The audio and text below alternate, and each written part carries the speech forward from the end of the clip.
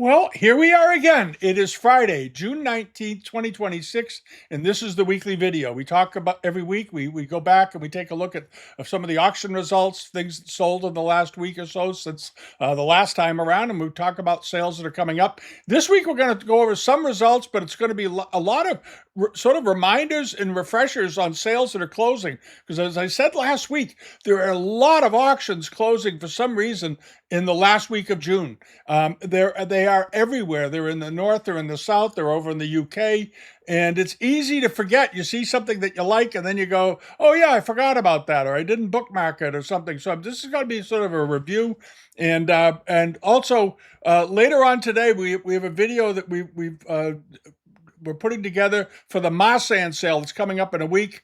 And so check back on that. That should be posted later on today because it's an interesting sale. I'm going to cover just a couple of lots in here to give you an idea what's in it, but it's a fairly good size sale. And there's some interesting bits in there for especially blue and white collectors in particular. There's a lot of Ming pieces and so forth, but we'll go through that when the time comes. At any rate, I want to go through a couple of results from the last week because there were some interesting things that happened.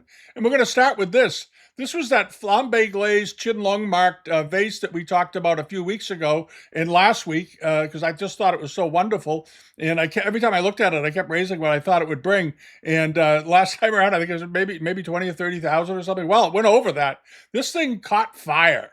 It's all there is to it. With the buyer's premium, this ended up selling for about $65,000. It was a very unusual vase, though, for one reason. It was quite large, but the color of it was quite excellent. And my understanding is that in person, it absolutely glows. It's better than the photographs. So if you're the guy that bought it, I think you're going to be very pleased. And originally, this had been posted with a metal mount on the top of it. And when we first talked about it over on the Patreon videos, I speculated that there may not have been any damage there because back in the 1920s and 30s, they routinely put metal mounts on things. This thing had what looked like a bow bash added to it, which is the part of a candlestick that holds the candle. It's the receiver with the little flared rim on it to keep the wax from dripping. And it looks like somebody had mounted one of those on there. And that is done for one of two reasons. One, it's done just for the heck of it. Or two, it's done to cover up damage to the mouth of the vase. And often vase mouths get damaged. And suddenly the vase reappeared in the same listing with that mount removed, and the top was perfect. And that really drove the price because if it's damaged, that takes off a huge amount of the value. And in this case, it wasn't. I'm very glad they removed it because for the consignor's sake, they got the right price for it. It was marking period on the bottom. We thought it was. We thought maybe it was done a little bit later. But once I saw the top, I thought maybe it might have been done during a little bit in the Zhaijing period. But when I saw the top of it clear, only because it was unusually big and that sort of thing. But when I saw the top of it cleared off and the way it was finished and stuff, I thought, oh, it's Qinlong. It's very nicely done. But and the foot rim on it, they've cleaned the foot also, I noticed, since the first time it was up. It wasn't this light in color, it was darker. So it's obviously they decided to, they were getting a lot of interest in it, and I assumed that they took the vase and cleaned the foot rim off a bit and got rid of that mount that was covering the mouth of this. And what a difference it made. It was estimated at 1 to 10,000, which is sort of it's not really an estimate. It's just sort of we think it'll bring somewhere in that range, way over it. So bravo to them on that. And they had a nice pair of Kangxi jars in that sale too, with lids on them that were about 18 inches tall. They had been sold by Frank Caro many years ago, and they brought around 10,000. But they were very attractive, very pretty vases. And then there was this. This was done at the New Orleans Auction Gallery. It was on the global pages. It was a nice, very nice looking Kangxi charger. I think this went for a very low price. Somebody got a bargain. 14.5-inch plate. Looks absolutely fine. Unusually, nice big size. Not terribly unusual, but rather on the big side. And there's the artisanal leaf on the bottom. And it went for just $900 on a single bid, it looks like. Or it was sort of the open. I guess it opened at 8. What did it open at? It opened at 900. No, then they dropped the opening bid to 850. Then it came back to 900 and it sold. So for some reason, it slipped through the cracks. It didn't appear to have any damage to it. And it was estimated, I think accurately, at $1,500 to $2,500. I don't think that was an unreasonable estimate. And it went for 900 plus premium. So it ended up going for about $1,150. That was a terrific buy for someone. And then this was at the Malay Brothers sale. Malay has another sale going on today. They're doing several. Very good auction house. And I love this silk. You may remember we talked about it a bit. I thought it was nice. It was very large. It was 5 by 5 feet, but roughly. And it was very, very complete. It was in wonderful condition. And I don't think the final price was at all unreasonable. With the buyer's premium, it ended up selling for about $4,000. But it was a beautiful piece of silk. Really, really pretty, beautifully done. No pulls or damage that I could see anywhere. The colors were still good and strong. The yellows hadn't faded, which are some of the first colors to fade on silks because they're very susceptible to light. Cobalt never fades, really, because because of the mineral nature of the dye. But other silk colors will fade in sunlight.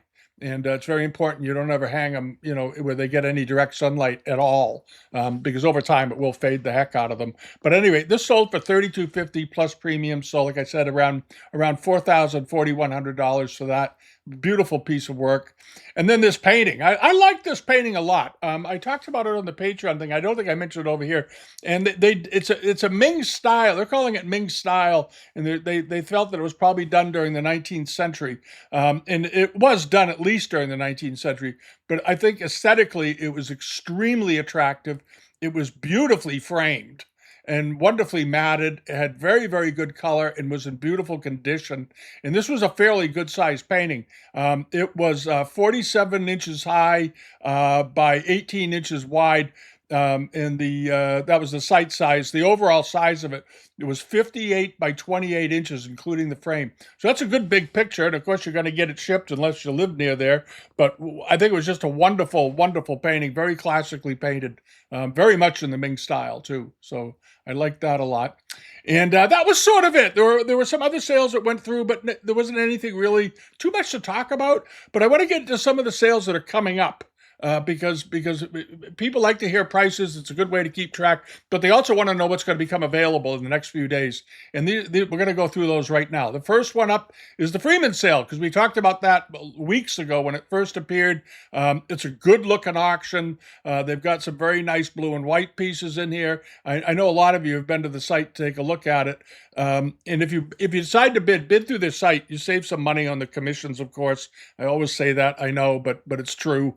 And there's a lot of good Chinese things in here. There's some good Japanese things in here. There's a sort of a mystery vase that's in the sale. There's a vase that looks, we talked about it. We thought maybe it was Chinese, maybe it's Japanese. I think personally it's Japanese, but that's just me. Some very nice Tang pottery figures and so forth.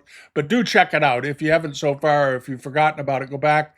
And there's that wonderful panel that's in the sale right there. So it's going to be a good auction. This is going to be on the, the 23rd of June, next week. And up the top, they have the count here, 5 days, 21 hours, and 33 minutes. Sale's going to happen. All right. And then over here, my friend Carlo Santi's got his sale coming up on the 23rd in Milan, Italy. And we did a video on this because I like to see new auction houses come along. Carlo's been at it now for several years. He's done some very, very good sales, and I'm very honest. I like to help my friends and the people that I like, that I have faith in. I tend to talk about them fairly often. There's certain auction houses I despise. And it's because they sell fakes and copies.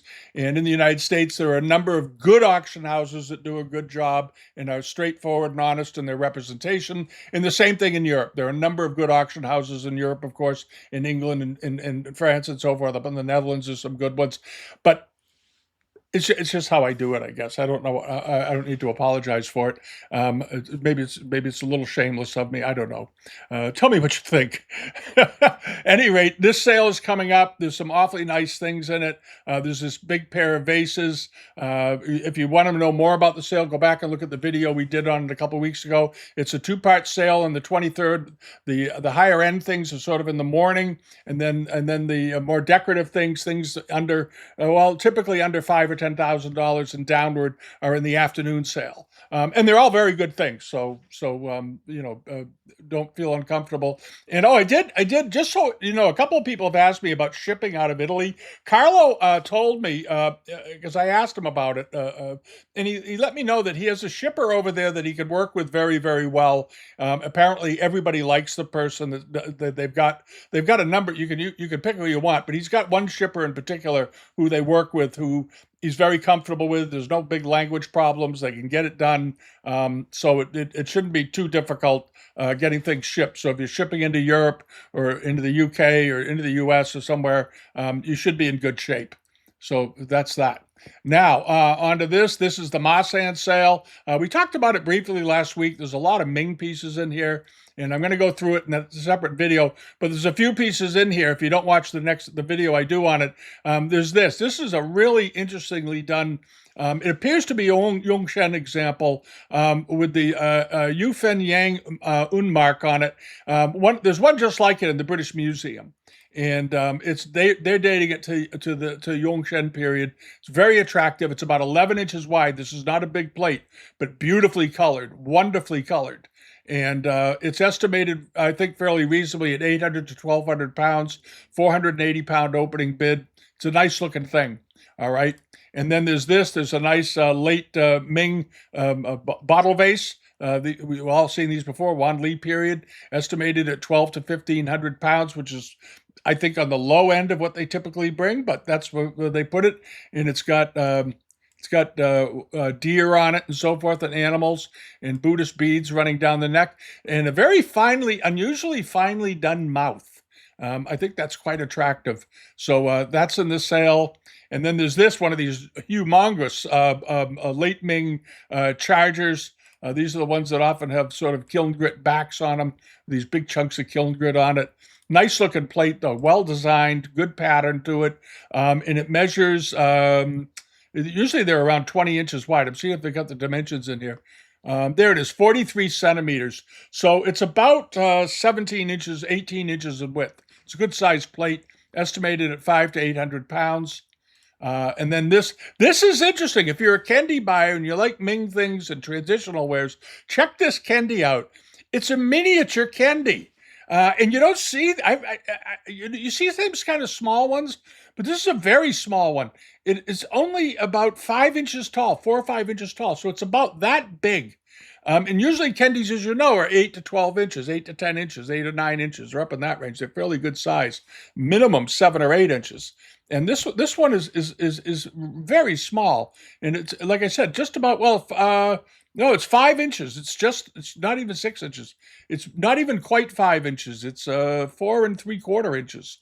But very interesting. And the estimate's very inexpensive, very low, at 200 to 300 pounds, 120-pound opening bid. That's a great thing. If you collect Ming and transitional wares, you're going to look a long time before you find another miniature like this. So I would endorse its purchase. And then there's this, a very nice scroll weight, probably made, they're dating in the 17th to 18th century. So basically early Qing Kangxi period weight. And there's the top of it with the Fu lion, the Fu running on top of it. Well, actually, it's a Quilin. It's a Kirin.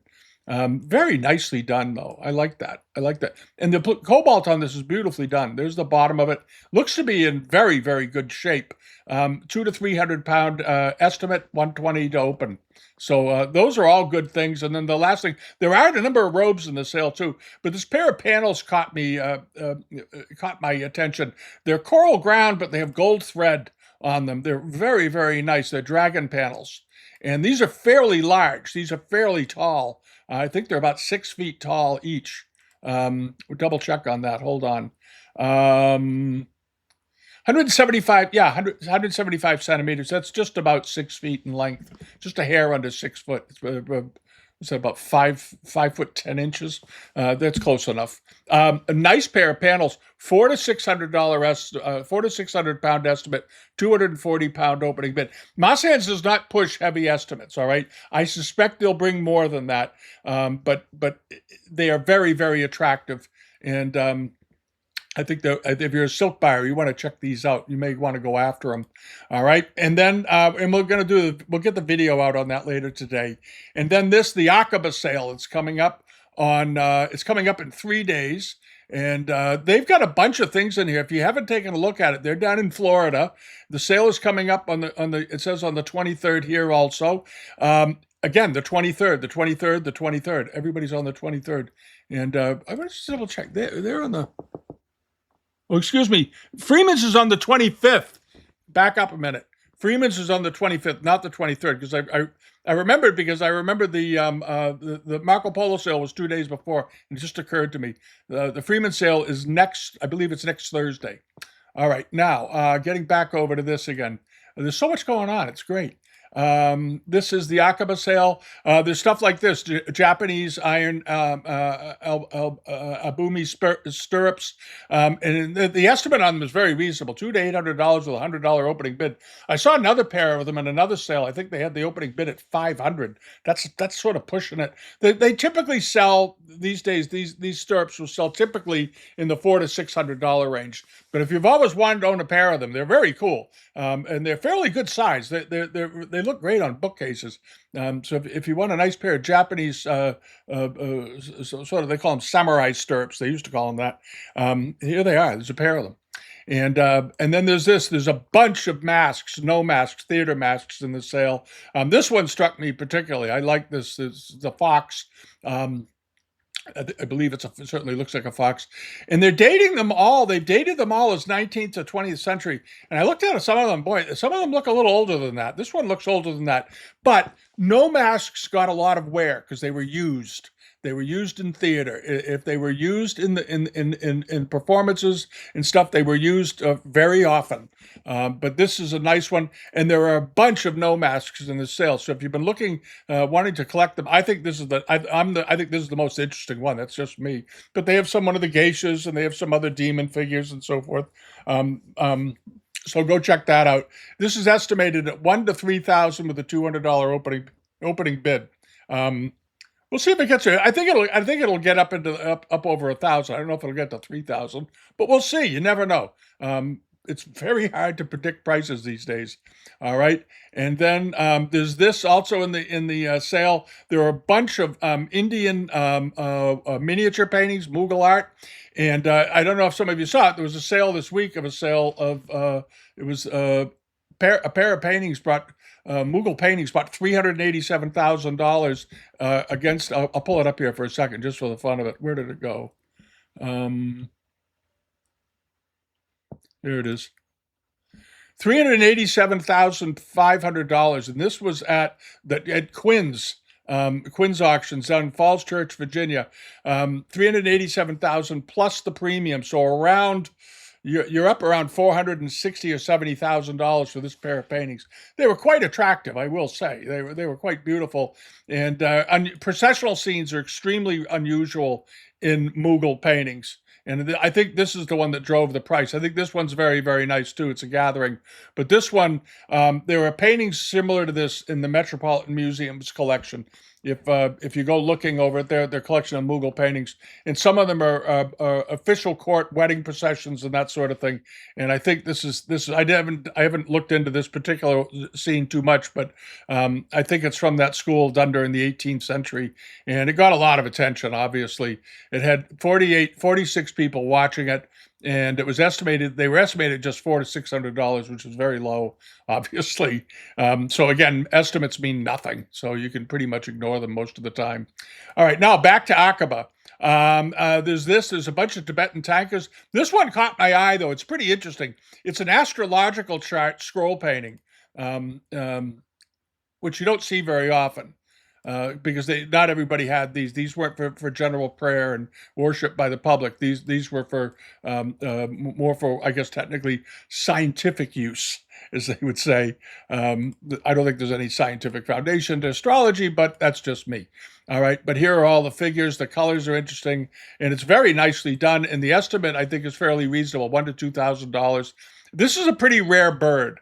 and I'll be very interested to see how it does. It may not bring a heck of a lot. I don't know. I looked around. I couldn't find any prices for one that looked like this one as far as a comparable goes. So sometimes when there's no comp, you don't get much money because nobody else can find it either. All right, but that I think is a very worthwhile thing, and I think quite interesting. And then this is coming up at Adams's over in the UK on the 24th of June. And they've got some ceramics and things. They've got some pieces that seem a little suspect, but they have this vase, and this has the Tihidian mark on it, which is the Hall of Harmony at the Imperial Palace.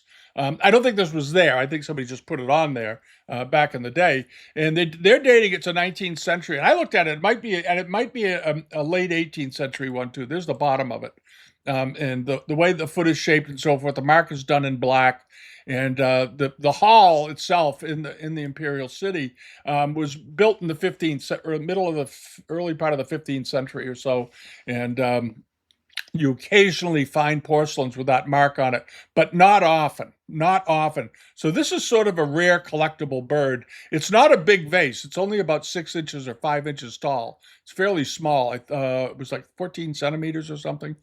14 and a half centimeters. So it's just a hair under 6 inches in height. So 5 3/4 inches, but very nicely done with a very modest estimate, $400 to $600, 400 600 pound estimate. I think it should go way over that. As you know, very fine miniature monochromes have done very, very well in the market, and I would expect this to sell for with the mark for 1,500 to 2,000 pounds or euros. But it's over in this is over what are there in Ireland, right? Yeah, in Ireland. I don't know. Maybe there's a lot of interest over there. I don't know. We'll see. But if you're over here or you're somewhere else, you might want to take a good look at that. That seems like there's some potential in that vase. All right, and that's at Adams's. They also have one of these wrapped celadon vases. Now, this is sort of an interesting one. It's estimated at 10 to 20,000 pounds, 10 to 20,000 euros. An opening bid of 7,000. And years ago, I had almost identical vase to this that had a chin lung mark on it, and we sold it in London at Sotheby's, I guess it was at the time. And it was done. It was very, very similar to this, and it was done like bamboo sections. It had a little more decoration on it, but it's the same color, same kicked out foot on the bottom. How tall is this thing? I hate it when they bury the dimensions in the listing. 34. Yeah, it was about the same size. Ours was just a hair over a foot tall. This is 34 centimeters. So it could very well be with that foot rim be an 18th century example. Ours was nearly identical, and it was chin long marking period. And I'm very curious to see how this does as far as the price goes. I think 10 to 20,000 is a bit of a reach for a non-marked vase, but we'll see. We'll see. But it's sort of an interesting thing. Also, there's this very nice Japanese 17th century ewer. They dated it as 18th century. As if you collect Japanese blue and white, you know they were off a little bit on this one, on the dating of it. This is a 1680s type of viewer. They turn up fairly often. This one is nice though. It's got a silver mount on it, and it measures usually about 9 inches, 10 inches, 23 centimeters. So that's just a little over 9 inches in height. That's about right. It looks to be in good shape. The estimate's very reasonable: 400 to 600 euros or 280 euros to open it. And this is at Adams's on the 24th of June. Again, like I said, all the sales are in June. Also coming at Adams is this. It's a nice guanjar. It's not a huge one. It's pretty good size, though. I think it was about a foot tall or so. About 14 inches in height, roughly. Sometimes they're a little bit bigger, but it's very nicely painted, and it's got a very modest estimate, 1,000 to 1,200 euro estimate with a 700 euro opening bid. And I like the bird on it quite a bit. It looks absolutely fine as far as late Ming, sort of heading into the Wan Li era, that sort of thing.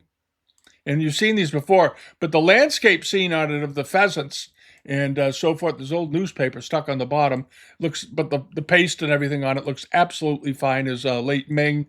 But the estimate seems very low. The estimate seems really low because normally a jar of this quality with this type of decoration, this clearly done, It's got a very nice, very high quality underglazed blue on it. It's unusually good. And the decoration, the vine decoration around the collar is around the shoulder, around the mouth is very, very nice. Overall, it's a beautifully done base, very clearly, very precisely painted.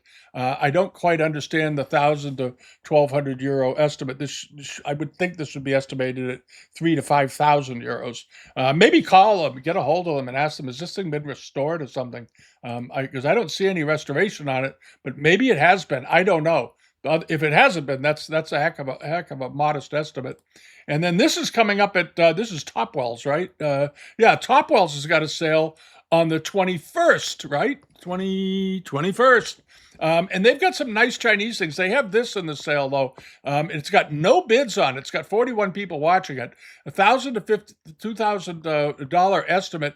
They dated it as Kangxi. It's actually, I believe, transitional period, judging by the check mark grasses and the way the rocks are done, and the cloud devices coming down the side. This looks much more likely to be in the sort of transitional era, but it's a beautifully done thing, and it's a bowl. It measures 5 inches high, 7 inches wide, so it's decent size. But the estimate's very modest. I think it should get up into the upper end of that estimate pretty easily, I would think. And there's some other Chinese things in the sale that look pretty good too. There's some pieces that are a little suspect also, but this one looks good. There's a few other pieces in there, and we've talked about it in the past. And then the Locati sale is coming up also on the when is this? Is also on the 21st. In a few days. This was that giant load of Satsuma we talked about last week. There's some wonderful pieces of Satsuma in here, and there's just some Arita wares. There's some other pieces as well. There's some Chinese pieces in here, but it's largely Satsuma, and they're very, very attractive pieces. So if you forgot about it or you didn't bookmark it, this is coming up. There's 60 odd pieces of Satsuma in this sale. It's a beautiful auction. Some very, very nice examples. Many of them are signed. Some of them are unsigned, but they're very beautifully done. And you can often, if you don't have an endless wallet, sometimes you can get a fantastic piece of unmarked Satsuma that's of top quality. They just didn't mark it for whatever reason. And you get yourself a relative bargain.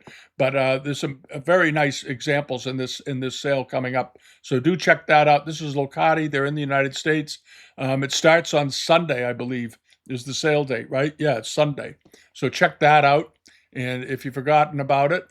And then over in the UK, you got this coming up at Drew Eats. This is coming up on the 23rd again. There's several nice, big, early 18th century, late 17th century pieces of Amari in here, including this jar. And lately, Drew Eats has done awfully well with Japanese Amari. It seems to be, and I've seen some pieces do well in other places, but they seem to have sort of captured the sort of a collector's market for the pieces. And I think it's starting to spread out a little bit because we're seeing some pretty good early Japanese Amari pieces doing quite well in other places. This one is estimated just 2,000 to 3,000 pounds, 2,000 pound opening bid. It's only got 5 people watching it, but I know they get a lot of their own people bidding through their website and people that leave bids with them and so forth. But this is a very, very nice jar. It's quite large. It's let's see, how big is it? It's 67 centimeters high. There you go. So it's about 26 or 7 inches in height. I got to be careful when I do centimeter conversions because sometimes in my head I screw it up, and I admit that. I noticed somebody left a comment on the size of a vase I talked about a couple of weeks ago, and I was off by about 8 inches. My apologies for that. All right, but at any rate, we're human. There's this piece coming up, and then they have this, and I talked about this over on the Patreon video this week. This is coming up on the 23rd as well. If you are in the UK and you like China trade furniture, get in your car and go to Drew Eats and buy this desk. That's all I can say. This is an extremely unusual, very rare type of Chinese export. It's a slant lid desk. They had it listed originally as a chest. I guess they fixed it. No, they call it a bureau. It's really not a bureau. It's a desk. Maybe over there they call desks bureaus. But this is a slant lid desk, and it's made of Padauk wood. and it's very, very beautiful. This is an 18th century chest. It is spectacular. If you've got Crossman's book on China trade or any of those books on the rare China trade pieces, you'll find there's a lot of reverence about Paduke wood, and this one is beautifully figured. Paduke wood is particularly well known for the figuring. It's very, very brilliant color. It is sort of on the idea of mahogany, but more crisp in the wood. And if you take a look at the interior of this thing, you see the drawer fronts, the shifts in color. They're very quite lovely. And the interior gallery to this desk is beautifully done. Even steam bent end boards on the corners here going around. Wonderfully done chest. I can't say enough about this. In a rational world, this chest would sell for $15,000 or $20,000. But right now, the world's crazy because they don't buy rare pieces of furniture anymore because nobody understands it, and they never took a history class, so people don't understand how marvelous a lot of this early furniture was that they made before 1900, and how it was crafted, and the workmanship, and the very stylistic variations from different regions of the U.S., different regions of the U.K., Scotland, Ireland, and Europe, and so forth. It's a very interesting subject matter, and I hope somebody gets back to doing a little scholarship on it again. But this is a great jest. I'm going to beat this thing to death. So if you're in the UK, go to Drew Eats and buy this. You will not be disappointed. You will like it. All right. Now, also there is this big charger on the 23rd at Drew Eats. It measures this thing. Where's the dimensions on this? 58 centimeters in diameter. It's 23. It's a little over 23 inches wide.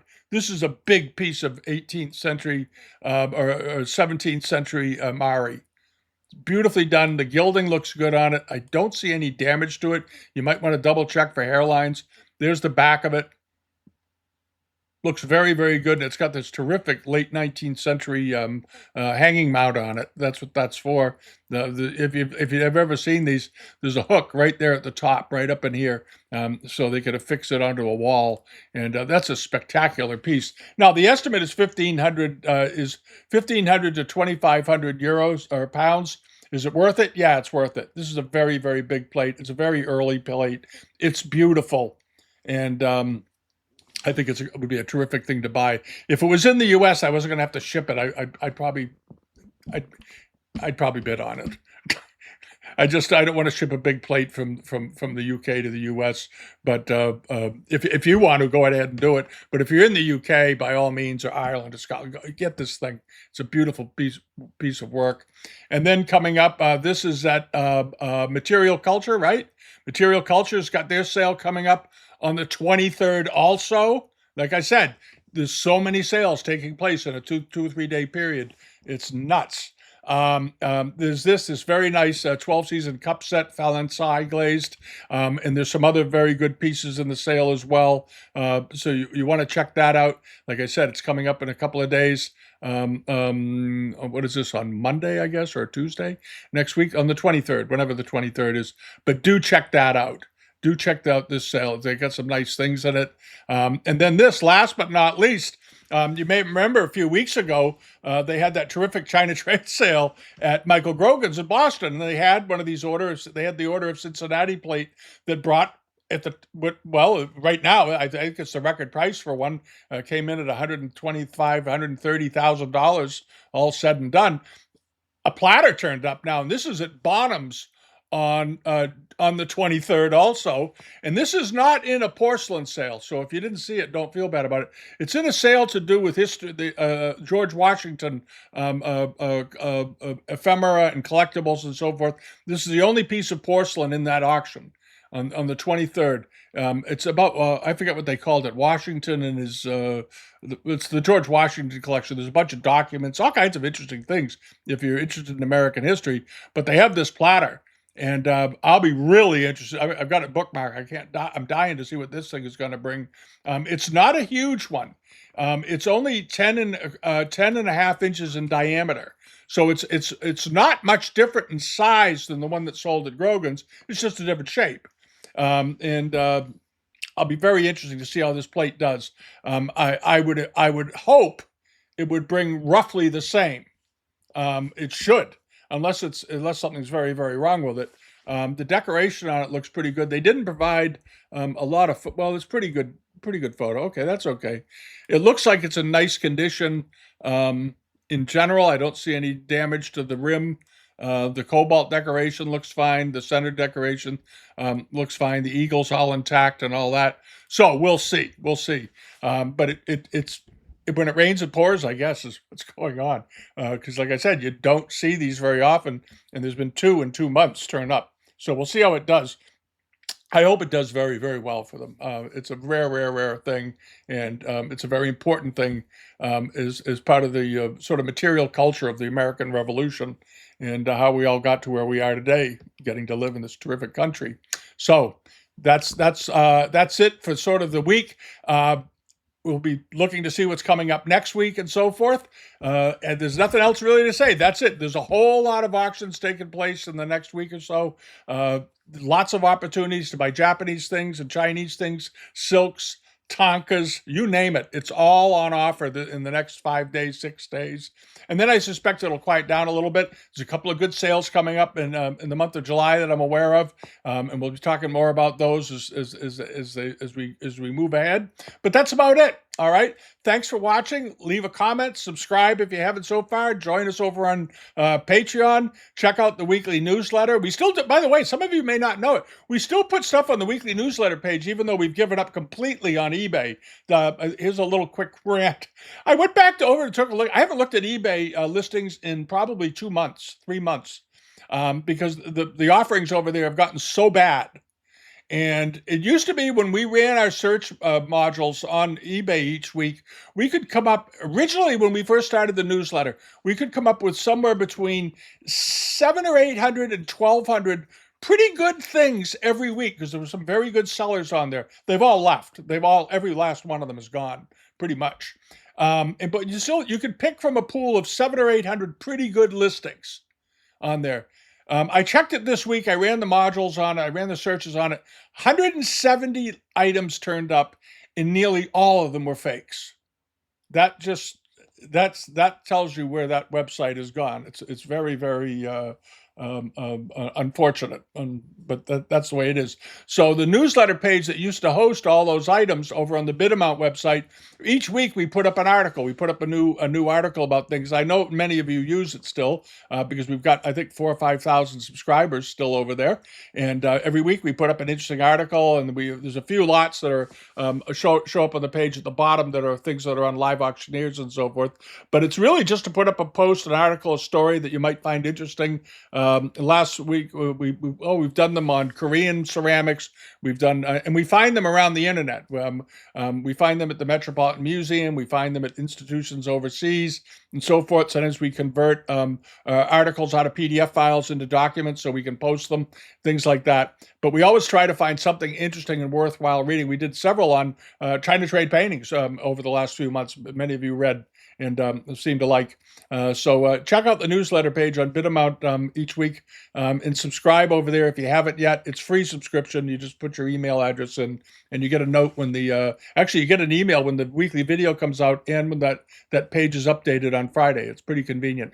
Anyway, that's it for the week.